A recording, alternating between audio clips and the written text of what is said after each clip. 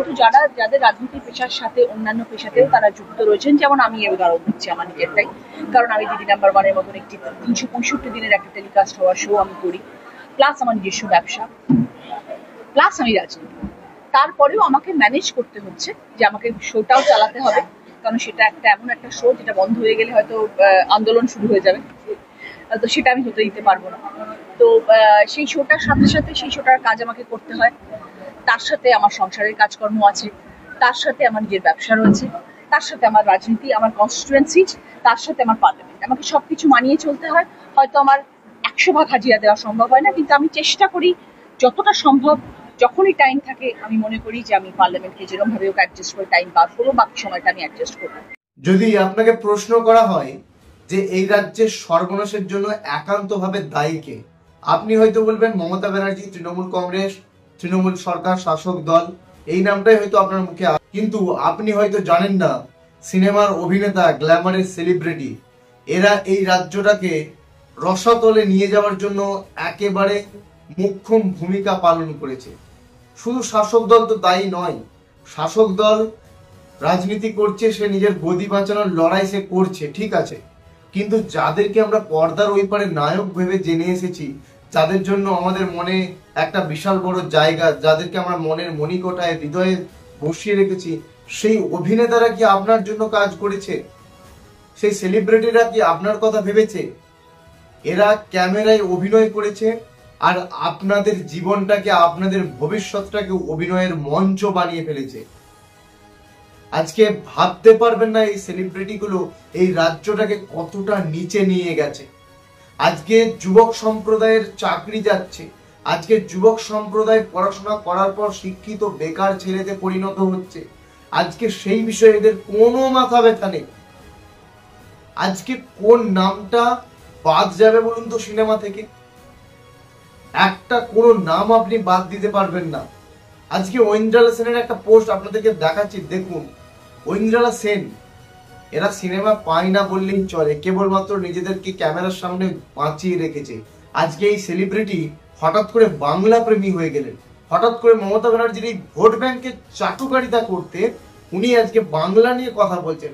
আজকে প্রসেনজিৎ চট্টোপাধ্যায়, যেনাকে আমরা সকলে আমাদের বাংলার মহানায়ক বলে জানতাম, সেই প্রসেনজিৎ চট্টোপাধ্যায় যেখানে বাংলা বলতে সংকোচ বোধ করেছিলেন, তিনি আবার হঠাৎ করে বাংলা প্রেমী হয়ে গেলেন।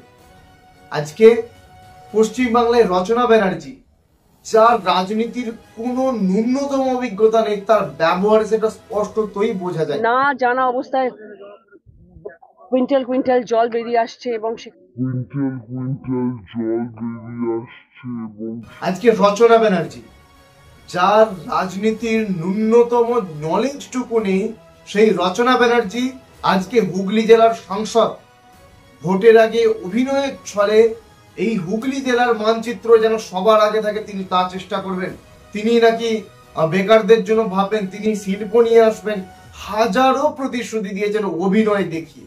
সেই অভিনয় মানুষ বুঝতে পেরেছে, কিন্তু তারপরেও ভুল করেছে এই রচনা ব্যানার্জিকে ভোটে জিতিয়ে। আজকে শুনে নিন আপনাদের নেত্রী কি বলছেন। আজকে হুগলি জেলার মানুষ শুনুন, কান খুলে শুনে নিন।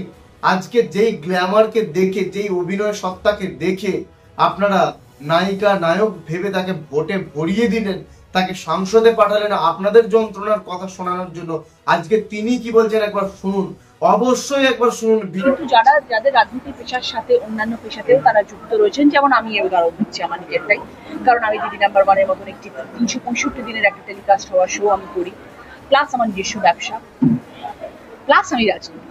তারপরেও আমাকে ম্যানেজ করতে হচ্ছে যে আমাকে শোটাও চালাতে হবে, কারণ সেটা এমন একটা শো যেটা বন্ধ হয়ে গেলে হয়তো আন্দোলন শুরু হয়ে যাবে, তো সেটা আমি হতে দিতে পারবো না। তো সেই শোটার সাথে সাথে সেই শোটার কাজ আমাকে করতে হয়, তার সাথে আমার সংসারের কাজকর্ম আছে, তার সাথে আমার নিজের ব্যবসা রয়েছে, তার সাথে আমার রাজনীতি, আমার কনস্টিটুয়েন্সি, তার সাথে আমার পার্লামেন্ট, আমাকে সবকিছু মানিয়ে চলতে হয়। হয়তো আমার 100 ভাগ হাজিরা দেওয়া সম্ভব হয় না, কিন্তু আমি চেষ্টা করি যতটা সম্ভব, যখনই টাইম থাকে আমি মনে করি যে আমি পার্লামেন্টকে যেরকম ভাবে অ্যাডজাস্ট করে টাইম বার করবো, বাকি সময়টা আমি অ্যাডজাস্ট করবো। কে এই সেলিব্রিটি গুলোকে আমরা নেতা বলে রাজনীতির মঞ্চে একদম শীর্ষে পাঠিয়েছি, আমাদের কথা বলবে, আমাদের যন্ত্রণার কথা বলবে, পশ্চিম বাংলাকে আলোক সজ্জিত করে তুলবে না। এরা শুধুমাত্র নিজেদের গ্ল্যামারের ঝলকটা দেখে আপনাকে আলোকিত করে দিয়ে আর আপনার ভবিষ্যতের জন্য ন্যূনতমটুকু কথা এরা ভাবে না। যেই বক্তব্য আমি বলছিলাম সেই বক্তব্য আপনার রচনা ব্যানার্জি বলছেন, হুগলি জেলার এমপি বলছেন। উনি দিদি নাম্বার 1 করেন, উনি অন্য পেশার সাথে যুক্ত আছেন, উনি তার সাথে ব্যালেন্স করছেন রাজনীতিটা। রাজনীতি কোনো ব্যালেন্স করার জিনিস নয়। আমাদের মনে রাখতে হবে এটা সমাজ গড়ার পরিকাঠামো, এটা রাজ্য গড়ার পরিকাঠামো। এর উপর নির্ভর করছে আপনার সন্তান সন্ততি, ভবিষ্যৎ প্রজন্মের ভবিষ্যৎ। আজকে আপনার বাড়িতে যে ছেলেটা পড়াশোনা করছে সে শিক্ষিত হবে। এই রচনা ব্যানার্জিকে যদি আপনি দায়িত্বে বসিয়ে রাখেন, পরবর্তীকালে আপনার ছেলের ভবিষ্যৎ হবে, আপনার ছেলের ডেজিগনেশন হবে শিক্ষিত বেকার যুবক। আগে হ্যাঁ, এই শিক্ষিত বেকার যুবক তকমাটাকে লাগিয়ে পাড়ার মাচায় আড্ডা দিয়ে ঘুরতে হবে, তাছাড়া আপনার ছেলের ভবিষ্যতে কিচ্ছু জুটবে না। কেন? কারণ আপনি রচনা ব্যানার্জিকে ক্ষমতায় বসে। আজকে আমরা যদি কথা বলি দীপক অধিকারী, সেই দীপক অধিকারী 3টে বারের নির্বাচিত সাংসদ, সেই দীপক অধিকারী ঘাটাল মাস্টার প্ল্যান আজও সাকসেসফুল করতে পারলেন না। শুধু ঘাটাল মাস্টার প্ল্যান নয়, আজকে গ্রামে গঞ্জে ঘাটালের বাসিন্দারা মন দিয়ে শুনুন, গ্রামে গঞ্জে আপনার নিম্ন এলাকাগুলোতে একবার তাকিয়ে দেখুন তো রাস্তাঘাটের উন্নয়ন কি। এই দীপক অধিকারী, যিনি সৌজন্যতার রাজনীতি, সৌজন্যতার আড়ালে মানুষকে দিনের পর দিন বোকা বানিয়ে এসেছে, 3 বারের নির্বাচিত সাংসদ, আপনি ভাবতে পারছেন ঘাটাল মাস্টার প্ল্যান আজও হলো না। অবশেষে তিনি বলে ফেললেন প্রধানমন্ত্রী করতে হবে আমাদের মাননীয়াকে। লজ্জা লাগা দরকার। 3 বারের সাংসদ সে ঘাটাল মাস্টার প্ল্যান না করতে পেরে তার মুখ্যমন্ত্রীকে প্রধানমন্ত্রী করতে হবে সেই দাবিতে মানুষের কাছে নির্লজ্জের মতো কথাটা বলেই ফেললেন। আজকে শুধু ঘাটাল মাস্টার প্ল্যানের কোনো প্রয়োজন নেই। আপনি বলুন তো ঘাটালবাসী, আপনার এলাকায় এখনো এমন অনেক জায়গা রয়েছে যেখানে রাস্তাঘাটের সার্বিক উন্নয়নটা হয়নি। আজকে সেই রকম মুহূর্তে আপনি ভাবুন তো, ঘাটাল মাস্টার প্ল্যান তো অনেক দূরের কথা, পরিবহন ব্যবস্থার উন্নতি কতটুকু হয়েছে। আজকে বন্যার সময় একাধিক রাস্তা যেটা সরকার বানিয়ে দিয়েছে, সেই সরকারের রাস্তার কোনো গ্যারান্টি নেই, সে রাস্তা একাধিক বার ভেঙে গিয়েছে। তার কি পরিবর্তন হয়েছে? আপনি যদি প্রমাণ চান, আপনাকে আমি একটা প্রমাণ সাদৃশ্য দেখিয়ে দিতে পারবো, কারণ আমিও ঘাটালের ছেলে, ঘাটালের বাসিন্দা।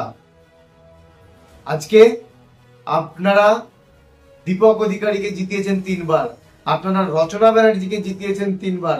আচ্ছা বলুন তো অদিতি মুন্সি, আচ্ছা বলুন তো জুন মালিয়া, এই যে এদেরকে আপনারা জিতিয়েছেন, এরা কি করেছে? কোনো একটা রাজনৈতিক ডিবেটে এসেছে? কোনো একটা চর্চার শিরোনামে থেকেছে? না, এরা কেবলমাত্র ট্রোল হয়েছে। কেন? কারণ এদের মধ্যে নলেজটুকুই। আজকে রচনা ব্যানার্জি বলছে কুইন্টাল কুইন্টাল জল, জলের এককটাকেই জানেন না, সেই রচনা ব্যানার্জিকে আপনি ভোটে জিতিয়েছেন। আজকে দীপক অধিকারী শুরু থেকেই বলতো আমি রাজনীতি বুঝি না, রাজনীতি বুঝি না। রাজনীতি বুঝি না ভাই, তুমি 3 বছর কি জন্য সংসদ হলে? ঘাটালের মানুষ প্রশ্ন করুক। আজকে যে মানুষরা রাজনীতি বোঝে না তার কি প্রয়োজন 3 বারের জন্য রাজনীতি করা, 3 বারের জন্য ঘাটালের জন্য দাঁড়ানো? ওই জায়গাটা যদি একজন পার্ট টাইমার এর জায়গায় যদি একজন ফুল টাইমার রাজনীতিবিদ আসতো, আজকে তলা লেভেল থেকে যে মানুষটা আদর্শ নিয়ে রাজনীতি করে, আমি বলছি না তৃণমূল, আমি বলছি না বিজেপি, আমি বলছি সেই নেতাটা, যেই নেতাটা আদর্শ নিয়ে চিন্তা ভাবনা করে আজকে আপনার বাড়ির, আপনার মানুষের, সাধারণ মানুষের মধ্য থেকে উঠে আসা একজন নেতা, সেই নেতা কিন্তু জানে সাধারণ মানুষের কষ্ট কি, সেই নেতা কিন্তু জানে দরিদ্রতা কি, সেই নেতা কিন্তু জানে সাধারণ মানুষের কান্নার মূল্য কি, সেই নেতা জানে এই বন্যাতে সাধারণ মানুষের কি কষ্ট হয়। সেই নেতা কিন্তু আপনার কথা ভাববে, রাজ্যের কথা ভাববে, সেই নেতা দেশের কথা ভাববে। আর এই ক্যামেরার সামনে অভিনয় করা মানুষগুলো মনে হয় আপনাদের যন্ত্রণা বুঝবে বলে। আজকে এই বিষয়টা বোঝাতে বারবার আমরা ব্যর্থ। আমি বেশ কয়েকটা ভিডিও এই বিষয়ের উপর বানিয়েছি, আবারও বানাচ্ছি, কারণ উদ্দেশ্য এইটাই, এই সেলিব্রিটি গ্ল্যামার গুলোকে আমাদেরকে বর্জন করতে হবে, আমাদেরকে প্রত্যাখ্যান করতে হবে। মনে রাখবেন, সাধারণ মানুষ, জনভিড়, যে জনজোয়ার আপনারা দেখেন, সেটা ওদের রাজনৈতিক কার্যকলাপের জন্য নয়। আমরা পর্দার ওই পারের মানুষটাকে চোখে দেখি না, তাই পর্দার এই পারে যখন রাজনৈতিক সূত্রে আসে, আমরা শুধু সেই মানুষটাকে চোখের দেখা দেখতে যাই। যে কারণেই এইটাকে রাজনীতিক ফায়দা তুলে নেয় ওরা, এবং এই আপনাদের সমর্থন কেবলমাত্র তাদের পর্দার ওই পারের সমর্থনটাকে এই পারে দেখিয়ে ওনাদেরকে ভোট দিয়ে, ওনাদেরকে নবনির্বাচিত করে বারবার সংসদে পাঠাচ্ছেন। আজকে দীপক অধিকারীর অ্যাটেন্ডেন্স নেই, আজকে রচনা ব্যানার্জির অ্যাটেন্ডেন্স নেই, আজকে জুন মালিয়ার অ্যাটেন্ডেন্স নেই। আপনি পশ্চিমবাংলা থেকে যতজন সেলিব্রিটিকে দেখতে পাবেন, মনোজ তিওয়ারি থেকে শুরু করে কেউ আজকে সংসদে পার্লামেন্টে যায় না। কেন? কি দরকার আপনাদের জন্য কথা বলা? তারা নিজেদের ভবিষ্যৎ নিয়ে দিব্যি রয়েছে, নিজেদের রাজনৈতিক স্বার্থে তারা রাজনীতি করতে এসেছে, তাদের স্বার্থ মিটে গিয়েছে। আপনার জন্য কথা বলার তাদের কোনো বাধ্যবাধকতা নেই। আজকে এই বিষয়গুলোকে বুঝুন, না বুঝলে ভবিষ্যৎ আপনার অন্ধকার, আমাদের অন্ধকার। আজকে ভবিষ্যৎ প্রজন্মকে শুধুমাত্র আমরা একটা অন্ধকারচ্ছন্ন, অন্ধকারে নিমজ্জিত একটা রাজ্য উপহার দিয়ে যাব, যেখানে তারা জন্মের পর থেকে ভবিষ্যতের কোনো চিন্তা, কোনো ভরসা, কোনো উৎসাহ তারা পাবে না। আজকে এই ভিডিওটা মনোযোগ সহকারে দেখুন, এই ভিডিওটা মনোযোগ সহকারে দেখুন, এই ভিডিওটা মনোযোগ সহকারে দেখুন, কারণ এছাড়া আর বলার কিছু নয়। এবং আপনার যদি কোনো রকম চিন্তা ভাবনা থাকে, অবশ্যই মতামত, মূল্যবান মন্তব্য কমেন্টে জানাতে ভুলবেন না। একবার ভেবে দেখুন, এই বিষয়টাকে একবার ভেবে দেখুন। দেখা হচ্ছে পরবর্তী ভিডিওতে। আজকের জন্য এইটুকু।